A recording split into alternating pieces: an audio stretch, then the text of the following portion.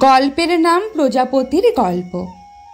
একবার একজন মহানুভব ব্যক্তি তার বাগানে একটি প্রজাপতির গুটি দেখতে পেলেন। তিনি দেখতে পেলেন প্রজাপতিটি নিজের গুটি থেকে বের হওয়ার জন্য অনেক চেষ্টা করছে, কিন্তু বের হতে পারছে না।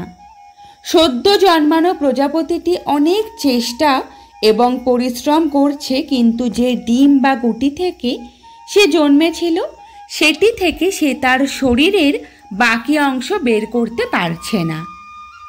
একটা অবস্থায় গিয়ে যখন মনে হলো হয়তো প্রজাপতিটি আর বের হতেই পারবে না, সে দাপাদাপি করেও থেমে গেছে। এ দৃশ্য দেখে লোকটির অনেক মায়া হলো এবং সে গিয়ে গুটির বাকি অংশটি কেটে প্রজাপতিটিকে বের করে ফেলল। কি মনে হচ্ছে? লোকটি প্রজাপতিটির উপকার করেছে, তাই না? আসলে আপাত দৃষ্টিতে এটি উপকার মনে হলেও প্রজাপতিটির সবচেয়ে বড় ক্ষতি হয়েছে এই লোকটির মাধ্যমে।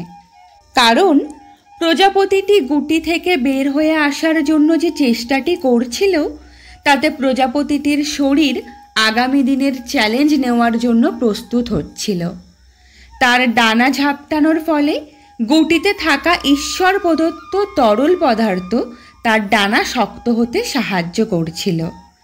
কিন্তু সেই লোকটি যখন এটিকে বিনা পরিশ্রমে বের হয়ে আসতে সহায়তা করল, তখন তার ডানা রয়ে গেল অপরিপক্ক।